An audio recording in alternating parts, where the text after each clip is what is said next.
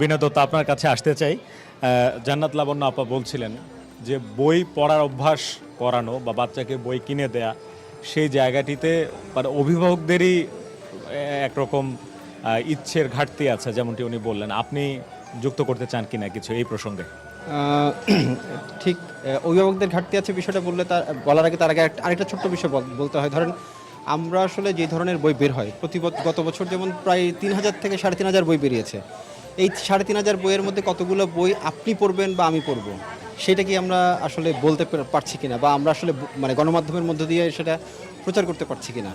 অভিভাবকরা তখনই তার বাচ্চাদেরকে বা শিশুদেরকে বই পড়ার জন্য উপযোগী মনে করে, বা ধরেন সেটা সিলেক্ট করে যখন তারা আসলে মনে করে না এই বইটা আসলে পড়লে তার কিছু জ্ঞান হবে। এখন সবচেয়ে বড় বিষয় হচ্ছে বই হচ্ছে মননের বিষয়, মানে আমাদের মৌলিক যে চাহিদা সেখানের মধ্যে কিন্তু আসলে মননের কোনো জায়গা নাই।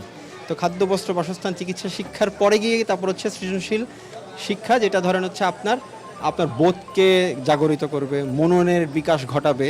হ্যাঁ, সেই জায়গাটাতে আসবে।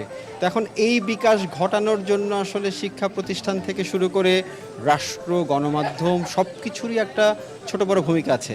সেই ভূমিকাগুলো আসলে আমরা সবাই রাখতে পারছি কিনা সেই প্রশ্নটা কিন্তু সবার আগে উঠে আসছে। এবং তার চেয়ে বড় বিষয় হচ্ছে ধরেন বইমেলা হচ্ছে নতুন বছরের, মানে অনেকে বলছে নতুন বাংলাদেশের বইমেলা, মানে ধরেন সব কিছুর মধ্যে কিন্তু পরিবর্তন আসছে। এখন পরিবর্তন যখন আসবে সেই পরিবর্তনের প্রভাবও কিন্তু আমাদের মাথায় রাখতে হবে।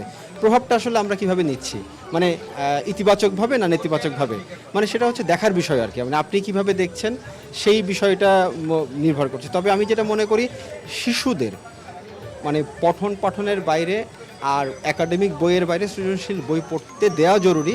কারণ আমরা লিখছি বলে তা নয়, মানে আগে যারা লিখেছেন তারাও আসলে এই প্রসেস হেঁটেই আসলে এসেছেন। তারা দেখেছেন যে আসলে সৃজনশীল বই পড়লে হয় কি তার বিকাশটা ভালো হয়, তার বিকাশটা ভিতটা ভালো হয়, সে নতুন করে ভাবতে শেখে। নিজের সন্তানের স্বার্থেই তাকে বই পড়তে দেওয়া উচিত।